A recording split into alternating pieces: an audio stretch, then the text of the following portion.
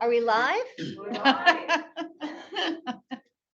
Welcome, everyone. Thank you for joining us tonight. This is a family forum organized and driven by families. My name is Lisa Bodwin. I serve as Executive Director of ABLE New Hampshire. Kathy Spinney is a parent and a board member at Community Crossroads. Stephanie Patrick of the Disability Rights Center is here. Kelly Nye Ledgerman, Executive Director of the IOD, and Christine Welsh are providing tech support. And Ellen McMahon, who is the Executive Director of CSNI, is here, and we will be sharing with you information about the proposed changes as best as we know it in real time. And we know that this is a process. These proposed set of changes are a process under consideration right now. I want to thank any elected officials that might be here tonight and staff of the Department of Health and Human Services and any staff or board members from our provider system. Couple housekeeping notes. We are doing our best to minimize the use of acronyms. This event is being recorded and a link will be made available tomorrow for you all to see again and share with your networks. And the slide deck that is being shown tonight will also be available. There are three major components to the proposed changes to our developmental service system. There are the new waivers, the modernization of the information technology system at BDS, and a new Medicaid reimbursement rate metrics. Each of these three areas has a slide describing it. After each slide, attendees will be able to ask questions. We have some starter questions. Please either raise your Zoom hand, your real hand, or type your question into the chat. To cover all three areas, we may limit questions, but please know this is a first conversation, not an only conversation. And Stephanie Patrick will answer questions if there is a brief answer to a question that gets posed tonight. Otherwise, we will deliver answers as we come to know them. And that's one of the reasons why we're here, because there are lots of questions and not enough answers. We are here to share info and are glad you are with us. Next slide, please. Okay, so a little background. The reason for us meeting with all of you to educate all of you on what's going on is you need to understand that any of the changes to our system that have had real meaning for us and that have been sustainable were all proposed by families, by those of us who live this life and know best. Everything from the lawsuit that led to the closing of the state institution, family support legislation that created our councils, the fight to keep our long-term services out of commercial managed care. And every 2 years we go and we fight for adequate funding during the budget deliberations. All of those things come from us. They're not handed to us. They're not envisioned by outside corporations. They come from us because at the end of the day, we are the ones that have to operationalize any decision that's made. So it's appropriate that the ideas and the needs are defined by us. We have a system that came out of that lawsuit, Garrity versus Gallen, a community-based system with 10 area agencies that administer those supports. Each of those area agencies is governed by a board of directors, a volunteer board of directors, whose membership must be at least 1/3 of those served, either individuals served or their families. That's in our administrative rules. It's important that you know that because these companies belong to us. We govern them. The executive directors are our employee. The boards hire and can fire the CEO or the executive director. It is important for you to understand that they are not branches of government.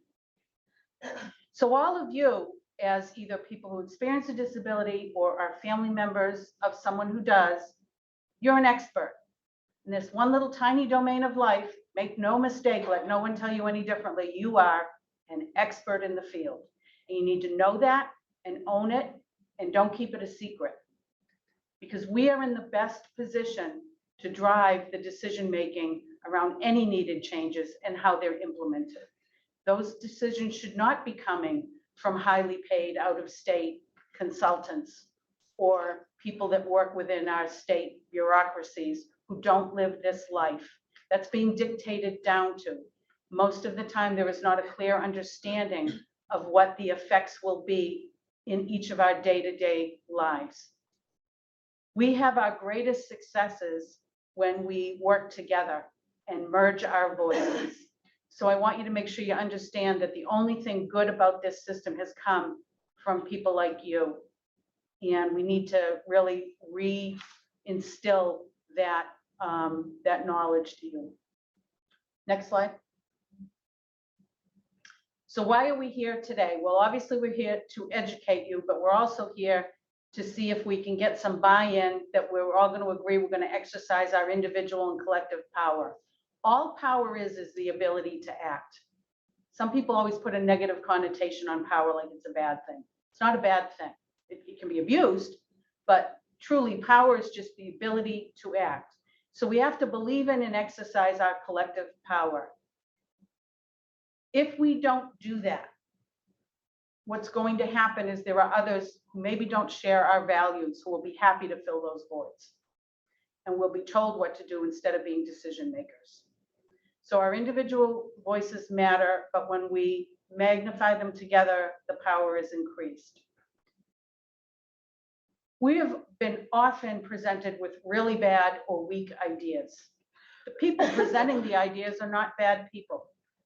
But when there is a weak or a bad idea, it's our responsibility to bring light to those who don't know any better, that have no institutional memory, that don't realize how far things have come since the closing of the state school.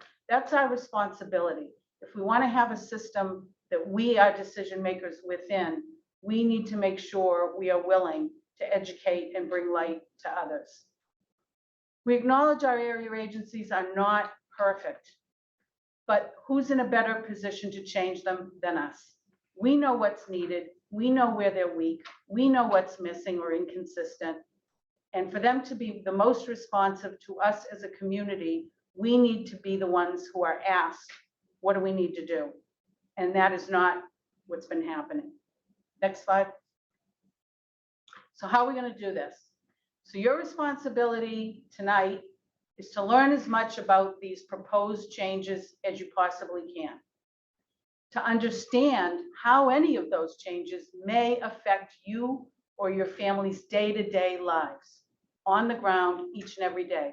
Most of us live very tenuously balanced lives on a tightrope, trying to maintain a home, go to work, and make sure that the people that we support and love in our lives are getting what they need. And we wear a lot of hats. I want you to ask a lot of questions. This is all about asking questions tonight. There's going to be far more questions asked tonight than there are going to be answers. But keep asking the questions and hold people accountable to answer them. Any answers you do get as we move forward, you're going to be the one to decide, was that an adequate answer to my question? Am I getting the same answer to that question from different people I asked? And can I live with that answer? That's for each of you to decide individually.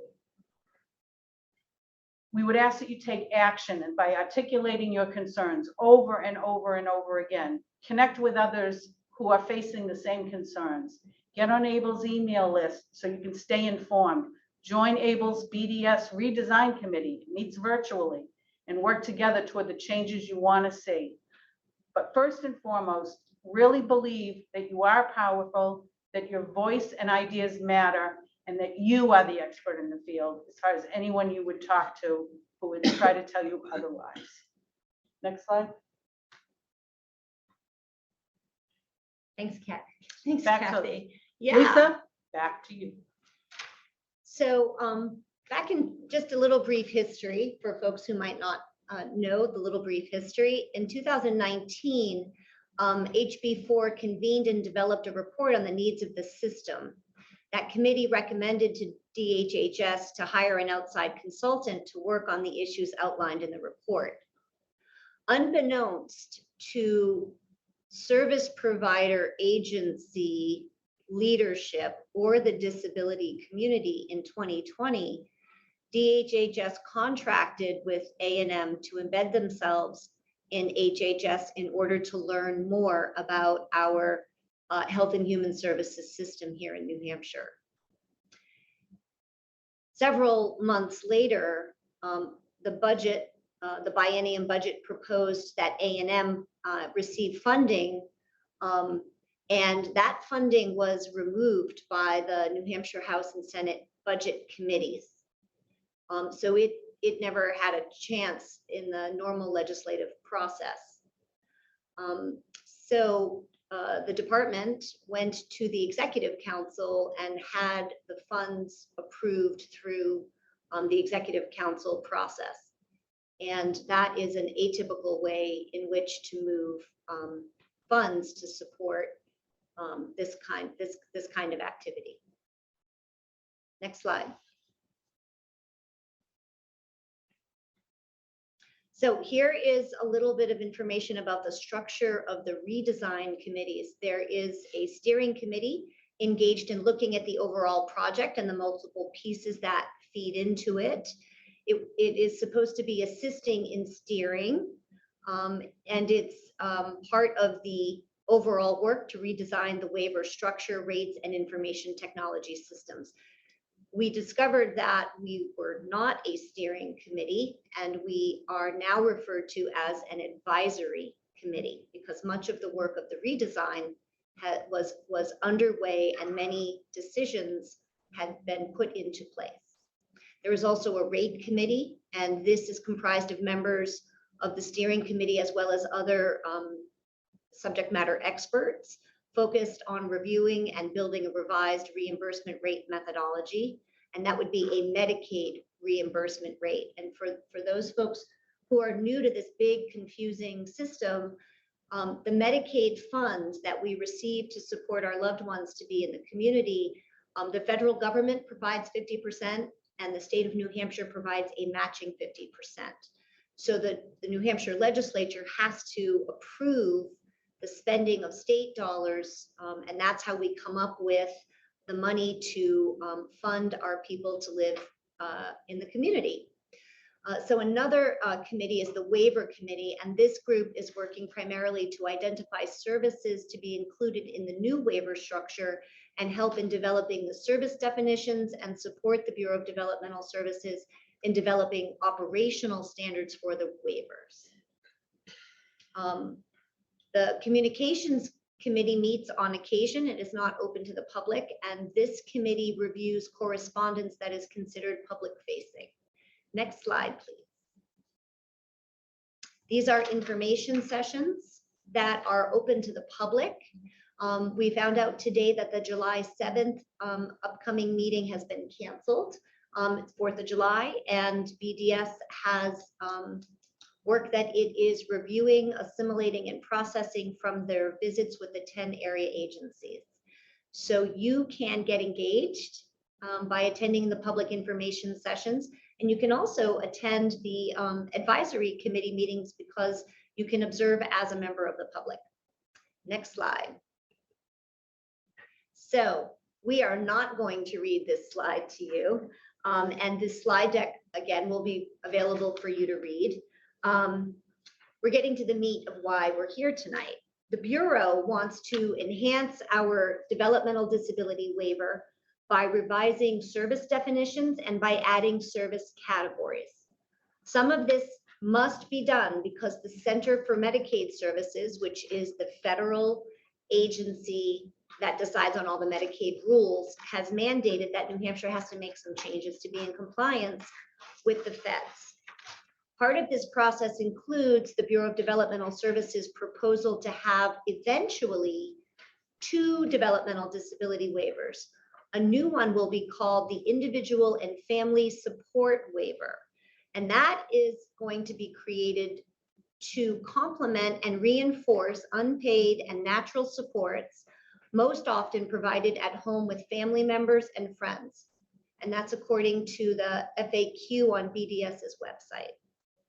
So in the future, the DD waiver will simply be for those individuals who require more intense supports. So on the right-hand side of this slide, you can see the three intended individual and family impact explanations for families and members of the DD community. And we have questions about the proposed waiver changes. Next slide, please. So hi, everyone. This is Kelly speaking, and to break up a little of the voices today, I'm going to read a couple of the questions out loud. So the first questions that the group has put together that we might start thinking about is CMS is requiring New Hampshire to adopt conflict-free case management, direct billing and rate methodology changes. This, in addition to IT modernization, is enough change for families, is enough change for families at one time, right? Can't we see how this impacts us? The second bullet point says the SIS, the SIS tool, is going to be used to determine how DD budgets. SIS focuses on deficits. RSA 171A includes a vision for a robust, community-based lives, including habilitation as a service guarantee. How much weight will the SIS have? What about hopes, dreams, and aspirations? What about person-centered plans, which are philosophically different from individual service agreements? The law requires person-centered plans, but no provider is held to account on this. The move towards an SIS system seems like another step away from person-centered planning. So Lisa, I have a question here in the chat. So the first question is, what is conflict-free case management? So We're looking at Stephanie. okay, conflict-free case management is the idea that your case manager or your service coordinator should not also be employed by the provider agency that's providing direct services. A while ago, probably 5 or 6 years ago, CMS decided to more strictly enforce some of the rules that it had on the books already or regulations, and tell states that you need to have these separate, either through separate organizations or through designing your organization so that they're not done by the same person. The idea is that if the case manager is truly going to be able to advocate for the families who they serve, then they don't need to be influenced by some of the things that providers have to think about. That they need to be able to be more pure advocates and outside of the system of service provision. That's my take on it. Some area agencies are already designed this way. Some area agencies provide both case management, support coordination services, and direct services, and that is creating some difficult decisions that they were going to be trying to make. Some of them are already separate. I know Gateways in Nashua, they have Plus Company, which is their direct service provider agency, and then Gateways does the case management. That's how I understand. No other questions in the chat right now. Next one. Are About people in the room. Well, I don't know how to say this nicer, but Speak loudly. oh, I don't know how to say this in a completely nice way, but the way that HHS went around, did an end run to circumvent the legislature's finance committee, could that come back to bite us in the butt when next time we're advocating for funds, will they say, you guys took advantage of loopholes to sort of stab us in the back? That might, you could see a finance committee saying that, and will that in some ways potentially impact the services that families rely on because the administration of BDS decided to do something in a way that was not kosher, perhaps? It was the Department of Health and Human Services, It was the- not specifically the Bureau, just to be clear. Yeah, and that's a good question. Because we know that elected officials have long memories. Any other questions? Yes. Try to speak up because we're recording, okay? But with the SIS,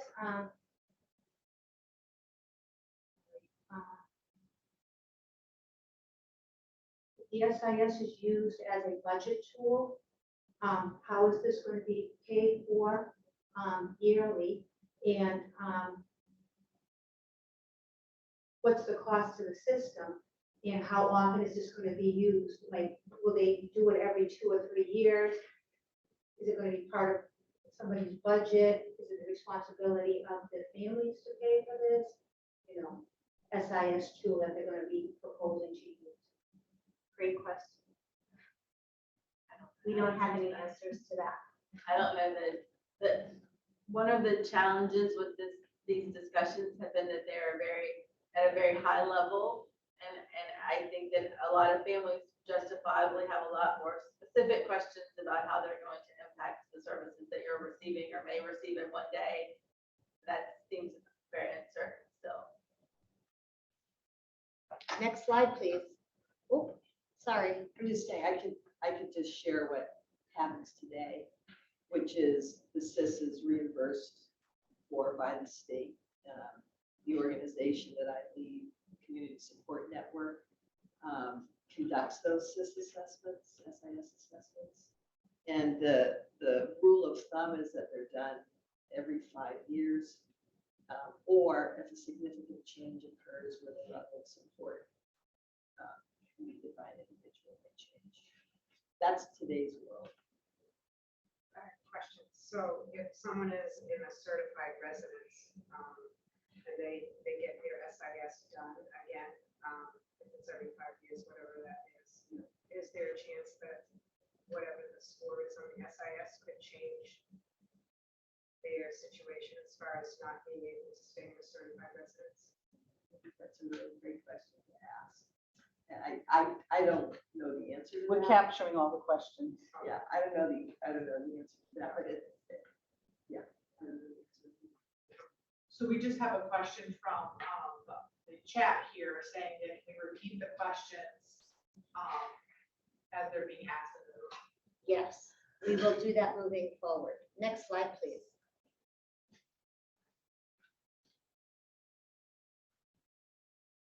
Apologies, guys.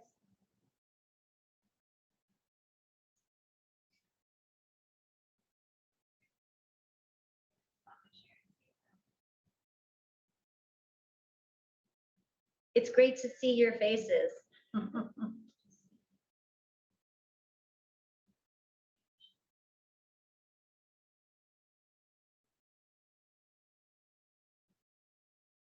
We apologize for this commercial interruption. We will return to your regular programming in just a moment.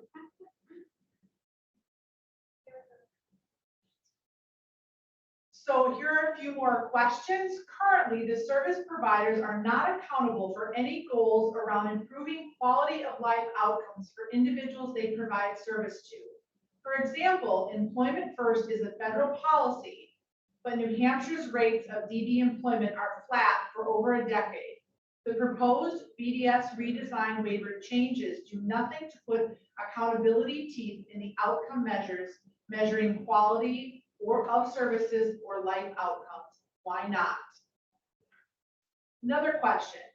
Currently, there is a lack of equity to access in the existing service categories, depending on where one lives in New Hampshire and or how well trained provider staff are and or how hard family advocates plays a large part or a large role in supports and service options an individual receives. Providers and BDS are both responsible for this terrible inconsistency. How will all service providers be held accountable to train staff on the service categories, as well as publicize universal supports and services lists for all individuals and New Hampshire families to easily access? Having more waivered services doesn't matter if families aren't informed by either BDS or providers of the way of what they are. Who is responsible for informing families? How will there be accountability?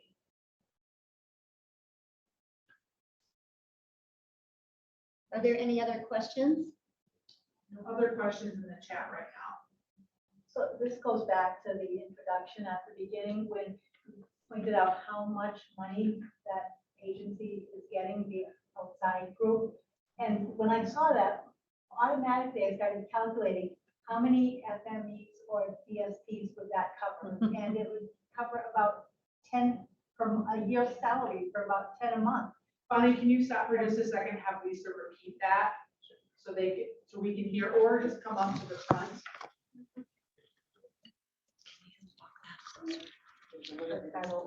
Yeah. Yeah, I think it would be better. Thank you. I'm just gonna stand here and hold it. 'cause Sure, it's- I'll come closer.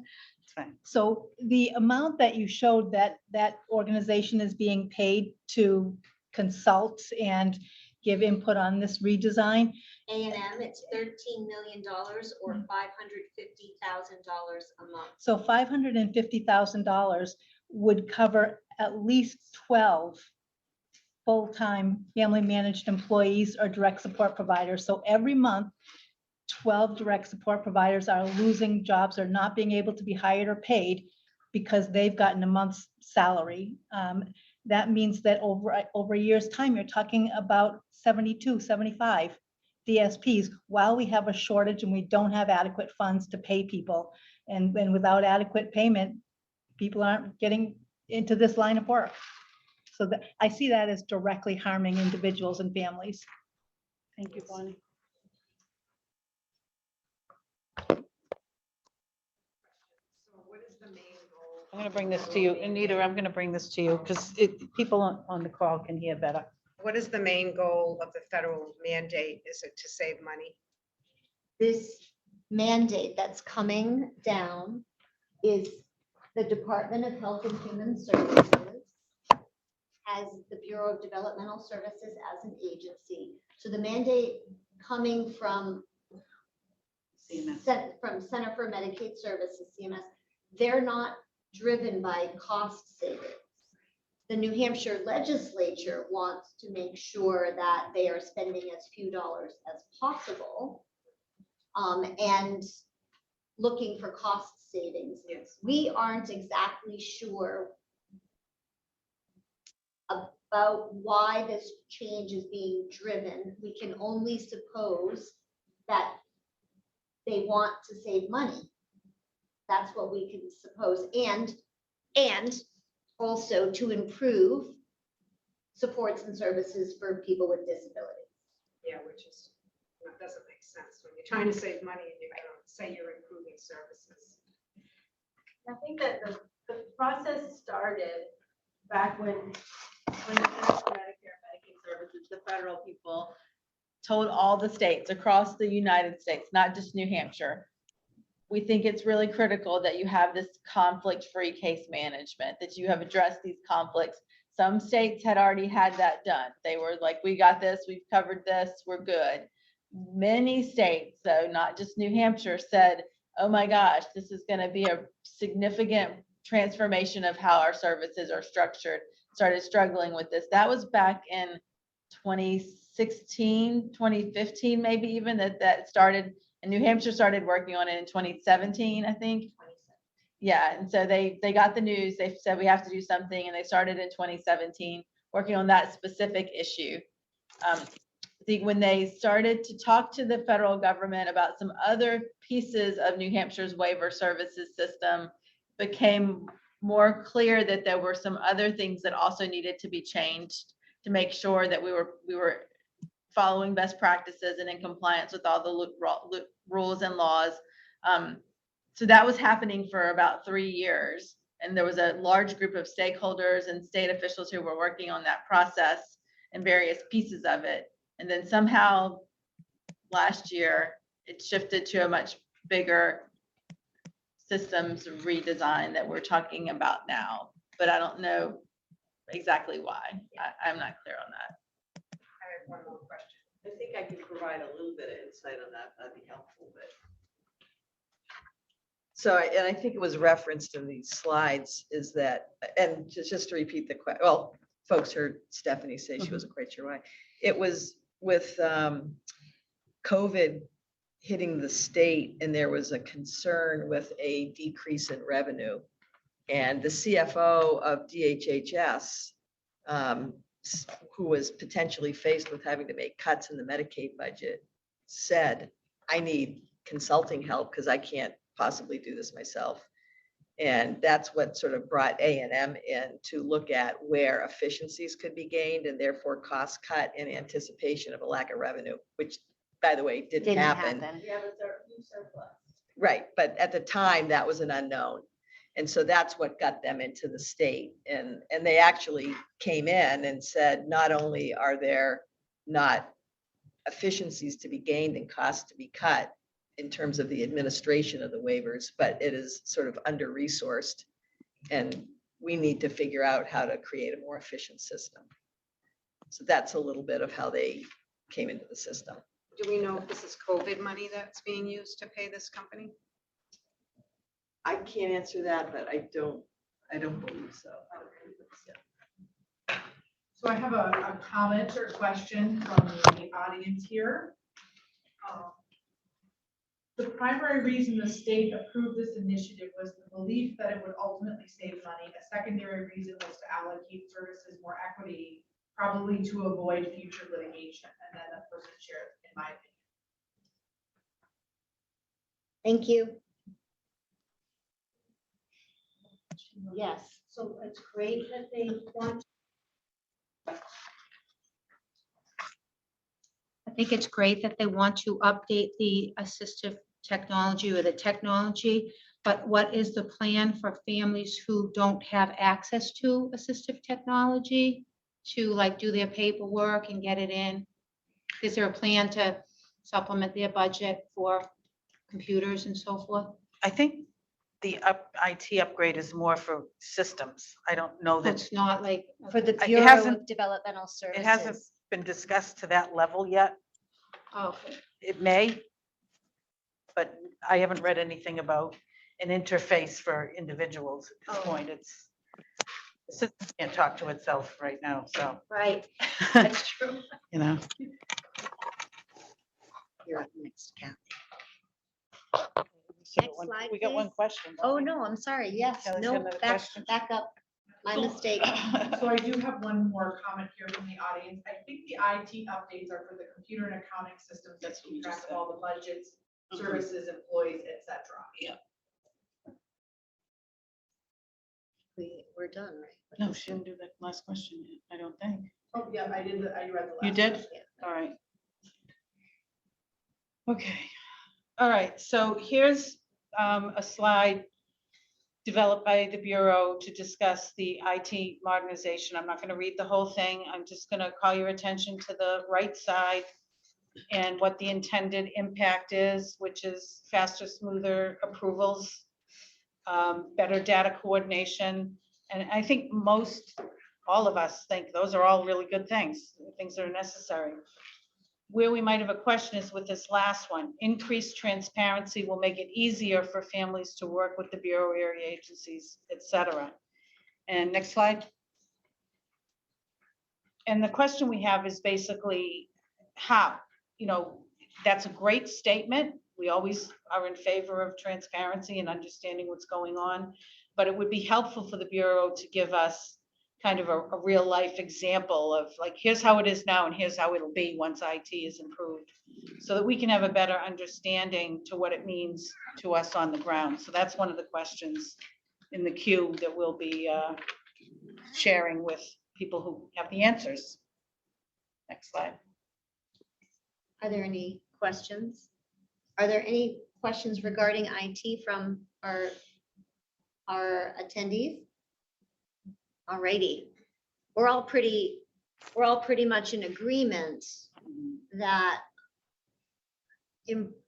modern IT is a good thing. Do you have any concerns about the transition, Ellen?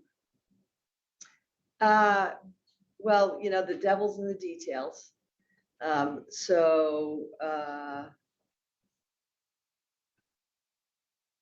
Operationalizing the changes inevitably creates process changes at each area agency. And so a lot of attention needs to be put into operationalizing. that, and not just this, it's a bigger question than just IT. So it's also back to the conflict of interest corrective action plan, implementing things like direct billing and so forth, which I don't know how much of that we want to get into, but there's operationalizing can be a real challenge. And so we've got a date out there of July 1st, 2023 for these things to be in place. And, you know, the area agencies have expressed to BDS concerns about paying the proper attention to operationalizing, and we're working together on that, and we have a long ways to go. Thanks. Rates. Great. You're up, Ellen. Rates. So hello to the folks in this meeting. I'm sitting here in this seat at the moment because I participate in the rate work group. So I'm in no way an expert on this. So just to, for the slide that you have on your screen, if you look at the lower left, I'll just focus on that for a moment. And to just sort of, it captures the process that's being deployed, which is bringing together the use of the SIS assessment tool, and doing a lot of data gathering around the current costs that it takes to deliver services. Is that data is going to be crunched by professionals to determine what new rates should be that would ultimately inform a rolled up budget. And so we'll get to the questions, because what I just said is fairly simple, but there's a lot of questions behind that. And I think the other thing that's just important to think of when you think of rates, I think most folks are used to thinking in terms of a total budget, but at the end of the day, it's the rates that feed that budget that get paid out to the individuals who deliver the services. And so we do have in place a tiered rate system that has become unusable over the years because it wasn't properly funded over the years. And so anything that we put in place also requires proper funding. So there's a lot that's said about new rates. You can see in this handout, costs are rapidly increasing. Our rates should reflect up-to-date information. That's absolutely true, to make sure that at least that we know if we don't get full funding for those rates, we know what the actual differential is. So I don't know if it would be helpful to share a little bit about the rate work group in any way. Where we're at right now is that costs of how services are currently delivered have to be determined. And so the state has some consultants that are working with subject matter experts to develop a tool to collect those costs. And from those costs, rates will be developed. I think it's important to differentiate, Ellen, so people understand, because I've talked to a lot of people and they think the rate committee is working on pay rates for DSPs. I think it's Right. important for people to understand that this rate work is for the providers, the Medicaid rate for providers. Now, if they get an increase, some of that may trickle down in raises for DSPs. How much of it, we have no idea. So it's just important to understand that this is not necessarily the goal of this work group, is what DSPs are paid. It's a piece of the discussion, but it's not necessarily, it's not an equal, this, if the rates go up by 5%, it doesn't mean all the DSPs are getting a 5% raise. Correct. So I just think it's important for people to understand that differentiation. Right. And another way to make it more clear, when you think about the cost of attending a gym each month, Planet Fitness is $10 a month. And there's a fancy place in Milford that's $175 a month. And so you have these two extremes in what it costs to work out. And part of what the rate group is doing is figuring out what's the appropriate rate for Medicaid to reimburse for A service. a Right. service, and how do you take the disparity between sort of the Planet Fitness cost and the cost of the high-end gym and come up with a rate for any particular Medicaid service.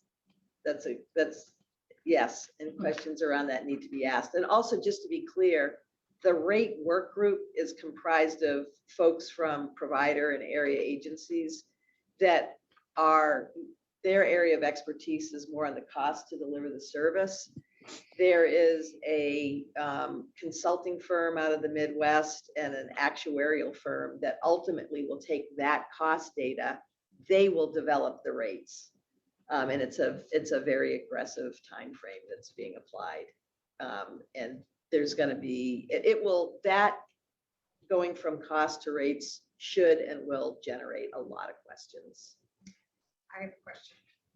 I have a couple of questions in the chat too. when we're ready. Is there any talk about eliminating the area agency system or consolidating? Can you repeat that again? Is there any talk about eliminating the area agency system or consolidating? Not officially. I would say not specifically, but the rates, it will be very, very important for area agencies to take the rates that are developed and be able to model those out financially to understand the impact on their, on those entities. So another way to say that is that we don't know yet if the Medicaid reimbursement rates may make it fiscally impossible for our area agencies to maintain what it is that they do. We don't know. It might not be a viable business model for them based on the actual numbers. We just don't know. Correct. Correct. Yeah, and typically when you're putting a rate together like that, I mean, you have a lot of data, you know, there, I think the example that you used is a good one, frankly, Planet Fitness, and you know, there's a difference in costs. And typically you might take a median of that cost. Right. So that's a better price point relative to Planet Fitness, but it's a rougher price point relative to that high end. And so how do you navigate that? Yeah. And those are the, And where does personal choice come in? Back to the person-centered plan, because perhaps an individual does attend a gym, but they don't go to Planet Fitness because it's way too crowded. They go to the boutique one because there's only ever 5 people there at a time when they go. Now what do you do? right, So those are the unanswered questions we right. have. But yeah, there are many that are unanswered. Yeah. So I have about 6 questions. So Ellen, could you hold the microphone my way as I read them? Thanks, Ellen. So the first question slash comment is, we're unclear about how the SIS will be used with respect to determining rates. Will it define them or inform them? And who will have the final say? Who will have the final say on the rate or on how this How it will be is used. used? How it will be used. Probably how it will be used. How it will be used. Department? We don't know yet. Yes. So there's been a little bit of a reveal on that with the advisory committee split into 2 groups, and one of them is focused on the SIS actually Assessment. yeah, assessment and, group. but it's also like the appeals process around the SIS. But there is a bit of a prescribed process for how to use the SIS to determine, and it's really the level of support. So if you think of rates, an individual may require with day services a 1-on-1 versus somebody else who might have a 1-on-3 staffing ratio. And the SIS assessment would be indicating a level of support that's needed. But you know, I don't know how much detail that we want to get into, but That's probably good enough for now. okay, all right. Thank you. So you guys have answered. Can you hold just? Oh, I'm sorry. You don't have to get up, Ellen. Just, you can flip around. Yeah. So there were a couple of questions again of how would this impact the area agencies, which you've mentioned or alluded to. So another question is, will they provide, Lisa, this is in regards to your gym example, will they provide transportation to the less costly gym if it's further away than the one that's currently used? So is it That's a great question. Transportation will actually be a service category. But there will be limits as to how, I mean, all budgets have limits, and that will be part of the discernment process between the case manager, the family, and BDS. So another statement, and point and slash question is this. So as I understand, the SIS looks at deficits, and this data collection tool will determine the budget. Is there discussion of using another tool? How are the hopes and dreams, daily family supports, cost of community activities added into the final budget? Don't know. I will just say, the department seems wedded to using the SIS. But what they have publicly said is that this is only a piece of the development of a budget, but how much weight it will have is not clear to me. They do seem pretty wedded from looking at, like Ellen, that the SIS is gonna be what they're gonna use. I would put money on that. I think they recognize that out nationally, I think the SIS assessment is the one most often used in this way. There are others that are used, and there are a couple that are homegrown. But I think it's sort of, this is what we've got now, this is what we're gonna use. Might we change that in the future? Sure, but right now, this is our starting point, I think would be.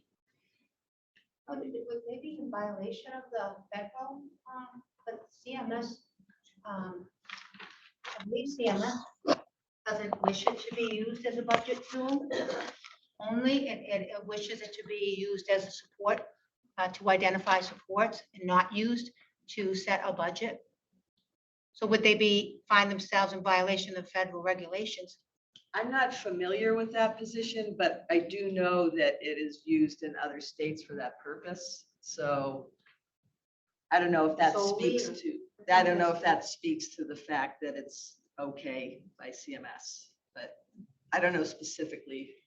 It's a good question. That will only take a little tiny bit of research to get the answer to. Yes, a question. Thank you.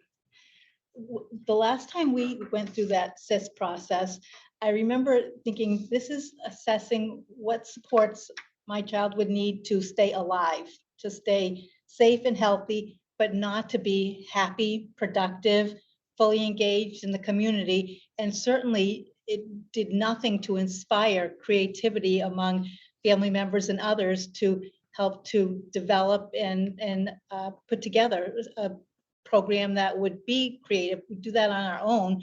The SIS has nothing to do with that. If anything, it discourages that. So I think it's important that there be some tool, whether it be family input or something that equally balances quality versus sustenance, I guess. Well, we're told the intent would be to use person-centered planning or charting the life course or something as a complementary assessment. But what can't be answered right now, I mean, if you think of a tool like SIS, it spits out a number.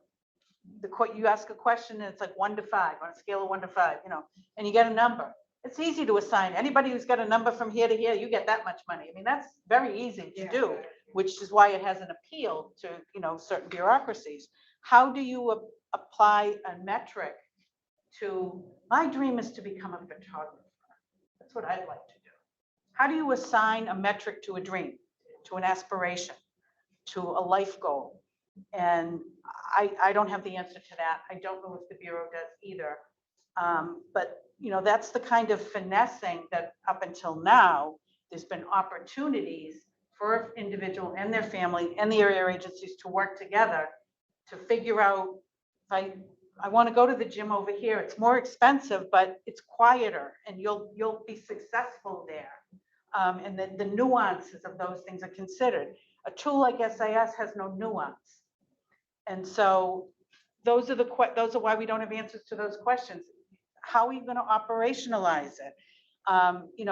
My hope would be, when everything is final, is that the department would agree to do a reasonable but small pilot of this new budget assessment so that we can see if it's gonna work. How much weight are you gonna give person-centered planning and people's hopes and dreams over? Right. We need to keep them alive, and then we've done our job, you I know? think of SIS as watching a black and white television, and my child wants to live in full color.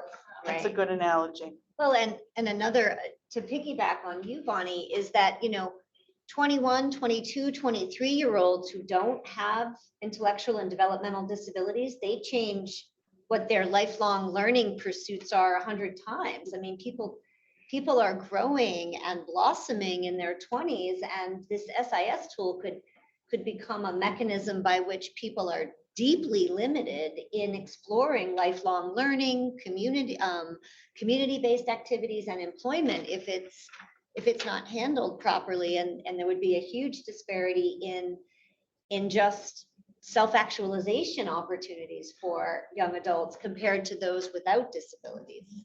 So I want to honor some of the questions online here and get to those.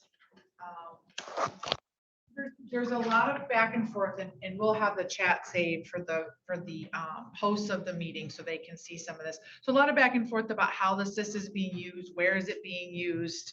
Has the state looked at other places that it's being used? There is a new edition of the SIS coming out that one attendee shared. So one of the questions I wanted to draw, or actually this is a comment, but it was sort of speaking to what was being said in the room here. And it was about in regards to kind of the SIS versus a person-centered plan. And someone made a point that, we need both, just like an IEP, we want to have the SIS show, the worst or the highest support needs an individual has, so they'll be eligible services. And then what they really need can come through, and what they want through person-centered planning when we create the individual service plan. So the quality of life is the greatest focus. So I thought that was kind of a nice way of saying, well, but there is a question here. I'm not sure Stephanie or Ellen, is it true that providers will be able to direct bill Medicaid and won't need to go through the area agency? Yeah, That is true. Yes. Stephanie says yes. that will be as of July 1st, 2023. And that's actually driving a number of the changes. Any other questions? Particularly, Yeah, so this is a comment from State Representative Pearson.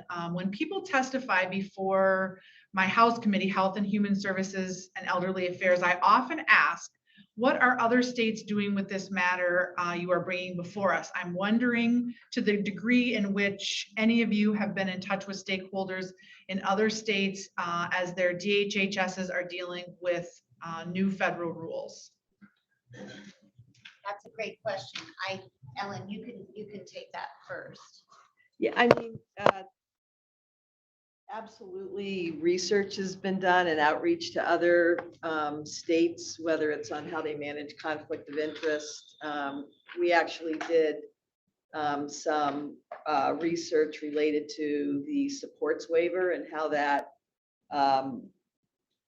the success or lack of in other states, just to get some input on that. So that research happens. How many states still have state institutions? I think is it 16 or 26? It's the I can tell you in a moment. So there are a number of states with whom it's very difficult to look to them for how do They're so they far do it, behind. because they in fact have people in institutions that cost over $200,000 a year an individual. So in many ways, New Hampshire provides a great deal of cost savings by having a family-based system that is free of state institutions. I mean, just to be totally accurate, there are a number of people who are in New Hampshire who cost the same amount as people in institutions in other states. There are a number of private institutions for people with developmental disabilities in New Hampshire and out of state that are quite expensive. I think I would encourage families to look to other states to see what is reasonable in terms of the expectations for families of adults with disabilities and what types of support other states provide as the status quo. I think many families in New Hampshire are exhausted with the amount of support that they are asked to contribute For free. for free. And I don't know that that has to be that way. The state of California is already conflict-free, and their system in functions. Thank you for your question, Representative Pearson. We can send you some details about what we've learned from other states and how they do it, because there are so many elements to a service provider system. We know that conflict-free case management runs really well in California. I just want to go back to the SIS issue again, and I agree that there is a place in budget planning for both the SIS and some sort of a person-centered plan. My concern is, the way I see it, the SIS result is the floor, if you will. This is the stuff the person needs to stay alive. And then now let's add to the budget for the aspirations and the goals and living a good life, pursuing life, liberty, and happiness, okay? I'm concerned it'll be the other way around, that the more weight will be given to the SIS, so as long as we keep them alive, we've done our job. And if there's any money left over, we'll see if we can do some goals and aspirations. That's my concern, and that's what's unclear. And that's what question has not been answered, is what is that level of weight? Is it 20% or is it 80% or somewhere in between? And that's something we need to know. I do have a comment. I think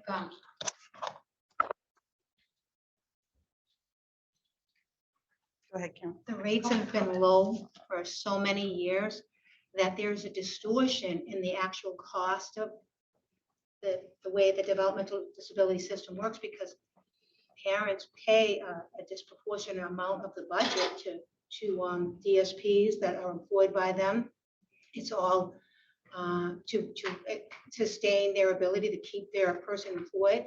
And so what people have to realize is this change is going to cost more money and not less, because that cost to families cannot be counted upon for life. And they have to take into consideration covering the costs that the families now do. It should not fall, it's disproportionate on family members to do this for life. And it's not sustainable. So I don't know how you get that data into legislatures to show them the amount of money that it actually does cost right now. And it needs to improve. We need to have a good workforce. We need to pay our DSPs. And a DSP is a DSP across the board for PDMS families as well as provider families. And we have to have a sustainable system in place. And the legislature has to be provided accurate information about the actual real cost of the current system, including what families do for free every single day and how they supplement their budget every single day. So, I mean, I can go into more detail on that. It's a really great point that you bring up. And I believe that one of the upsides of this rate work is there's a real laser focus on getting at what the actual costs are. It's now, how do you get that funded is another question, but still, that's the point, is to know what the actual number is. An example of that too, if you think of the SIS as an assessment, and that there might be two individuals who have a similar profile, but one might be in a one type of residence and another might live with a family, and there's a cost differential there. How will that be taken into account? And I think that there's a desire to not sort of strip out natural supports from the cost, so that it is truly reflected in this is what it takes to provide support for the individual. So the other point is that they think natural supports are free, and they are not free. yes, Natural supports are not free. They're free to them. Yeah, they cost money.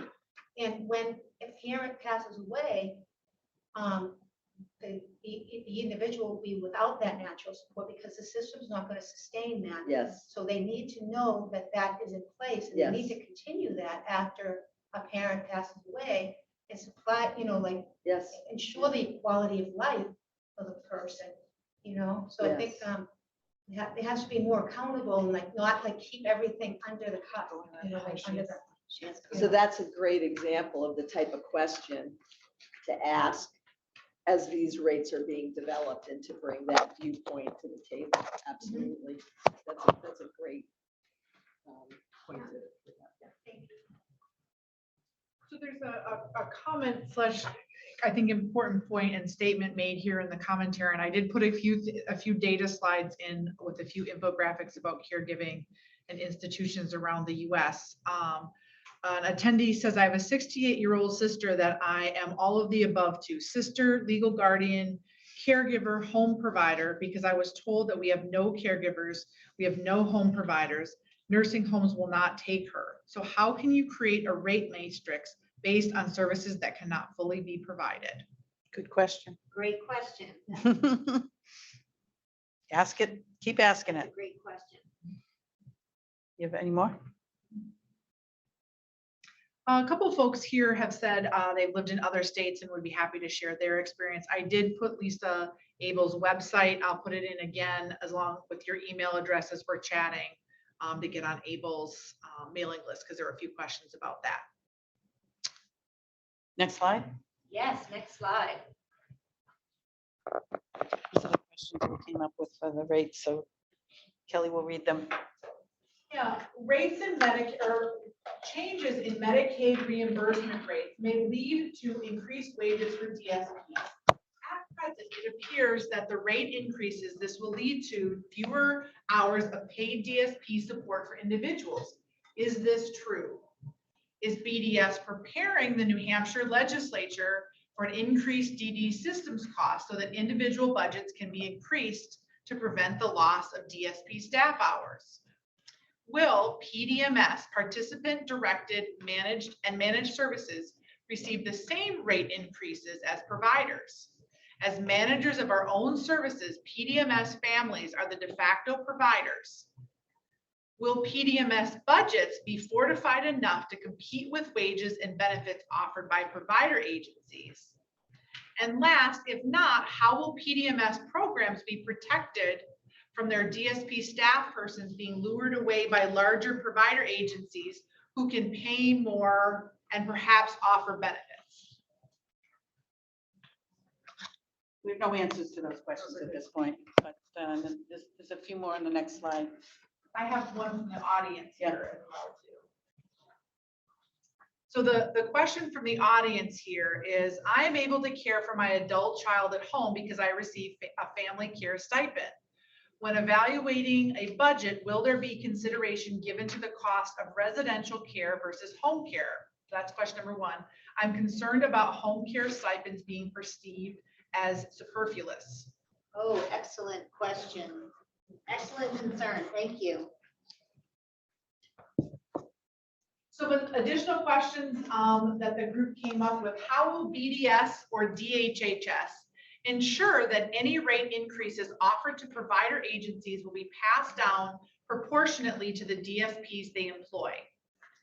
Given that the consultant Myers and Stauffer has indicated that it will be challenging to form a rate methodology in New Hampshire due to the extensive service options our waiver already offers, and due to our highly individualized approach, how will BDS and DHHS know what will be the proposed, what will be proposed will work?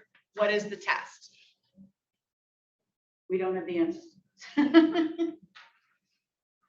the next slide? Oh, wait, Ellen, do you have any commentary on the rates Or these questions? or these or questions? Other ones. Could we just go back to those? So I can just Yeah. say the one from the last one. What Kathy said is right on. We don't have the answers to these questions, but these are the questions that you need to be asking. There are a lot of unknowns.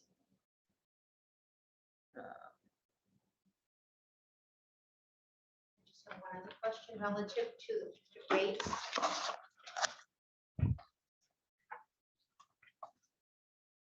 If once the rates are recommended, will the area agencies and provider agencies be told to pay that rate, or will they just be given an option of what they're going to be paying the DSPs? I mean, I believe the way it's meant to work is once those rates are established, those are the rates that will be used. The provider rates will be the rates that will be used. I have been told that the Bureau has no plans to mandate to providers, you must pay your DSPs a minimum of X, so that it's globally across, so one region isn't competing with another region, so one provider isn't, competing with another provider. I've been told the Bureau will not be putting any guidance relative to that at all, which is why there's the concern of, well, as a big provider, I'll just use them as an example, like Easter Seals, a big national provider, they'd be able to lure my staff away that I've had for 10 years and trained because they're going to offer them healthcare and there's not enough money in my budget. That's why the PDMS directed services need to have equity with what the provider rates are. They should be at the same provider rate. I'm managing my daughter's program. I don't get paid for that. Easter Seals gets paid a management fee for someone they serve, for one small example.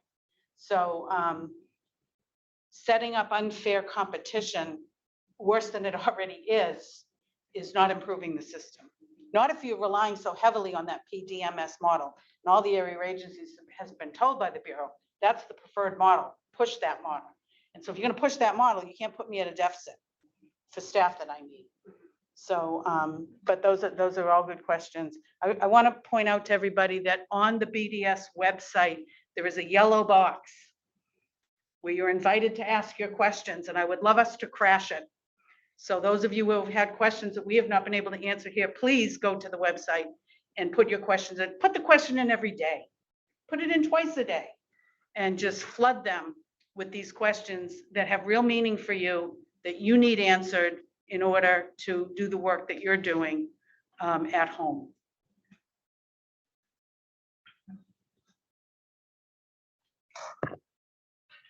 So one more comment from the audience from State Representative Pearson. The New Hampshire budget is two-year, one voted on in the first year of our two-year term. Right now, the departments are in the beginning stages of their 2023 through 34 budget process. This, in capital letters, is the time to speak to DHHS. In a few months, then it will move to Division 3 of the Finance Committee. Division 3 is the part of finance that deals with the issues of health and human service. At the present time, the senior leadership of DHHS is working hard to hire new people and retain the current people they know very well and know, they very well know that they have to work and pay competitive wages if this is to work. We'll see. Thank you, Representative Pearson.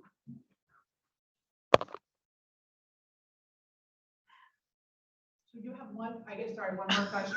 Sorry. Yeah, Ellen's no turn. problem. Ellen just posted up over her shoulder. Who provides the funding for DSP and other staff training? I find that the training is too minimal, and even when they find the people to hire. That is a great question. And that is a topic that comes up from families quite a bit to Able New Hampshire. DSPs often don't understand what a robust community-based life looks like. We know that there is a large provider in the greater Manchester area who encourages their DSPs to take their clients to the cafe at the Market Basket on Elm Street and buy a 50-cent container of milk, and that is counted as community inclusion hours. So there is not enough or consistent training across providers in New Hampshire on what does in fact a robust, meaningful, community-based look like, where people with disabilities are engaged in activities that people without disabilities engage in. There's not enough information provided to DSPs about getting their individuals involved in book clubs, quilting circles, Rotary clubs, meetup groups, and other options. So, when we think about redesigning our service delivery system, we need to make sure that service providers are held to a standard of training our staff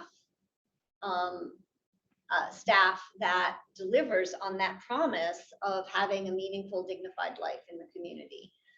That's a problem we hear about a lot. We hear about the problem of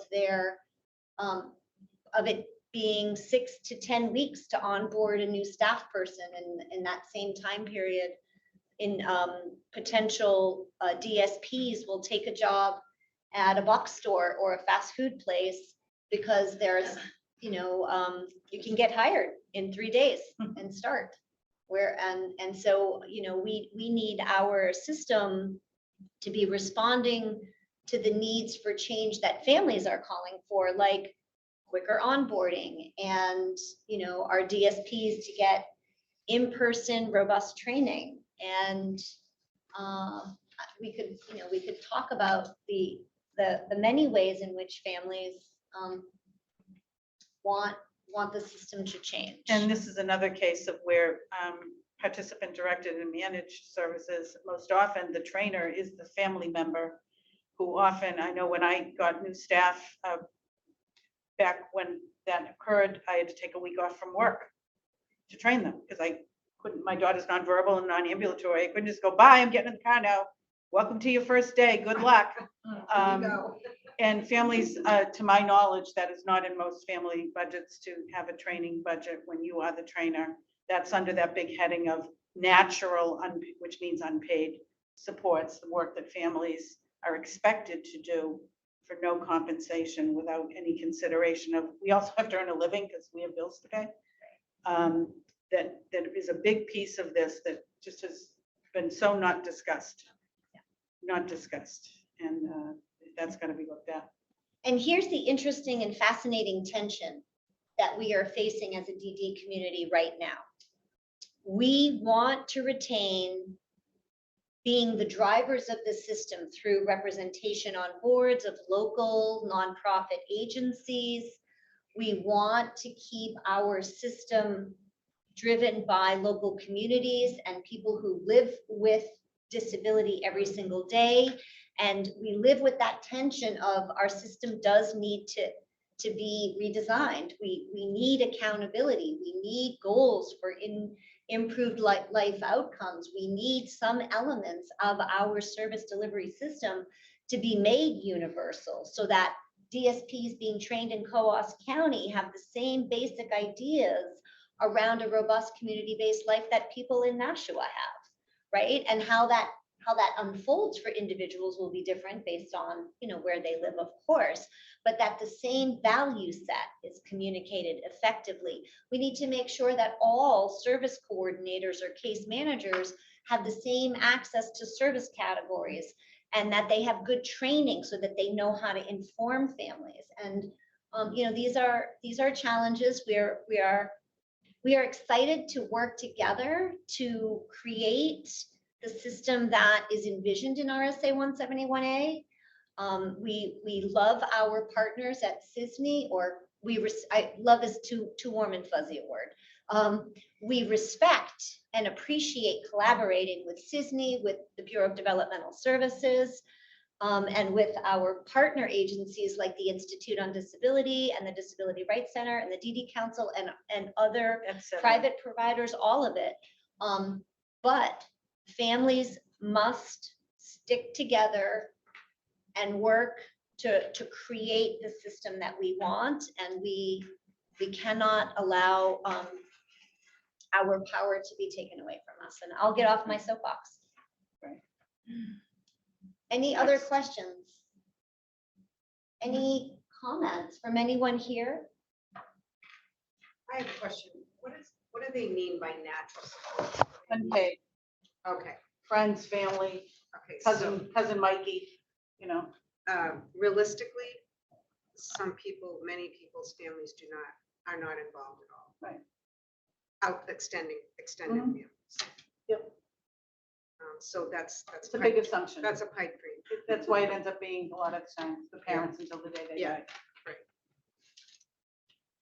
All right. Next, we're almost at the end. Kelly, is there anything else in the chat? Nope, not right now. All right, so what's after your questions? Oh, That was the last one. no, we have one more slide. Oh, There it that's is. That one. There, that one. Okay. Is that me? That's you. All right. So to review, I need you all to believe that you are a powerful expert and that your voice and ideas matter. I want you to reflect on what you've heard tonight and ask any follow-up questions you can. You can send questions to Lisa for her to add to the list that's been compiled here. You can flood that little yellow box on the BDS website every day with your questions. You need to understand how some of these proposed changes as they stand right now may affect your day-to-day life. And they really, some of them really can literally affect your day-to-day life. And so you need to do your best to become educated around what that looks like. We already said keep asking questions. When you ask questions and you get an answer, decide if the answer you get is adequate. Is it consistent? Can you live with that answer? And most importantly, can give real consideration to taking action. You know, we're very conditioned. It's really a brilliant system. We're taught from a very young age. What do people say? What can you do? What can you do? You can't do anything. It's too big. And in New Hampshire especially, that is not true. We can do a lot. This is a powerful constituency. The legislators know who we are. Granted, a lot of times they go, oh God, but they know who we are and they have been responsive to legislation that has been born from our ideas, et cetera, et cetera. Are we closing now? Yep. Okay, I'm gonna do a little. So I'm gonna tell a little story, all right? For any of you who still are not convinced that getting involved matters. I'm a parent first and foremost. My daughter just turned 40 last Saturday. When she was 15 years old, her support coordinator at the time called me in just one of our regularly scheduled check-ins and said, so Kelly's 15 now. What are your plans for her when she turns 21? And I'm thinking, that's 6 years away. What are you talking about? And at that period of time, the waiting list funding had not been funded for several years in a row. And the current incarnation of the legislature at that time, it was not looking good. And she said to me, well, you know, you got to plan for the idea. There's a good chance there won't be any money for her. I'm like, in 6 years? She goes, you know, it's been 3 or 4 years so far. There's been none. There was, I think, 700 people on the waiting list at that time. It was ridiculous. And so that began my journey of advocacy and getting involved and going to hearings and testifying and all of that. My initial response to her question was, oh, they'll figure it out by then. They got 6 years. So you figure out any problem in 6 years. We went to the moon, for crying out loud, you know. That didn't take long. It took 6 years, right? From when Kennedy said we're going to land on the moon in 1969, they did it. They can figure this out. That was my natural response to that. But I took advice and I started to get involved. And if you were to tell me back then that when my daughter turned 40, that I would still be having to go to Concord and testify and be on committees and councils and boards and fight and educate and teach people, I would have laughed at you. So for any of you who maybe are younger families, please don't fall into the trap that says, they'll figure it out by the time my kid's only 12. Please don't fall into that trap because like I said at the beginning, anything we have that has been meaningful, that has enhanced the lives of those we serve and those we love has been born of the users of the system, holding the system accountable and saying nothing about us without us. Don't you dare think for a minute you're gonna do that thing without our okay. And if we do that together as a large consistent constituency, as we have in the past, we have and we can continue to be successful and head off or improve on some of these really bad ideas. So please give that consideration. Please don't throw your hands up. It seems huge, it seems scary, but be in touch with Lisa. She's a very good resource to help you find a small thing that you can do that maybe you can fit into your very busy, very delicately balanced life. And maybe something you can do just once in a while, even if it's just weighing in on testimony here and there.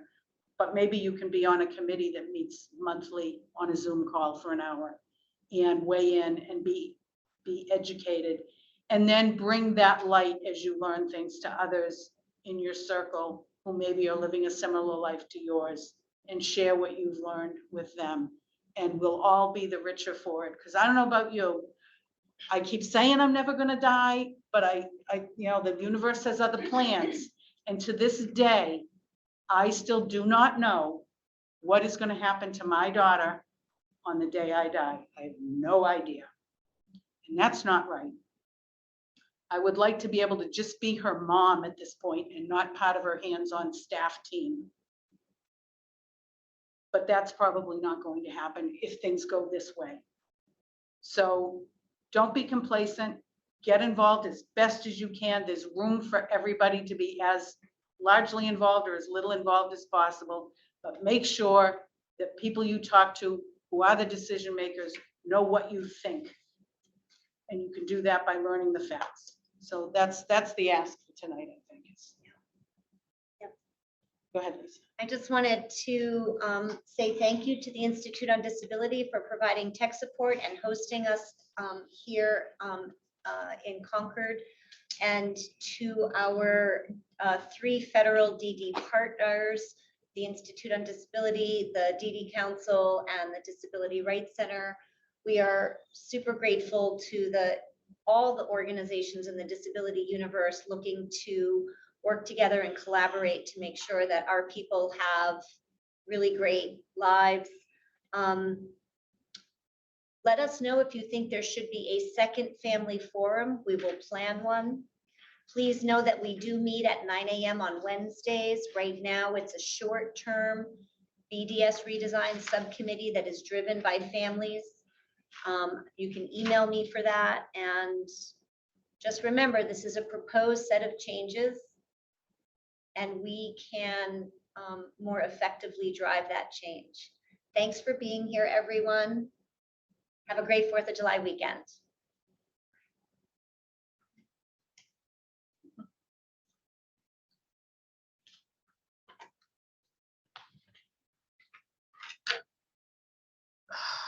Okay, how many max? What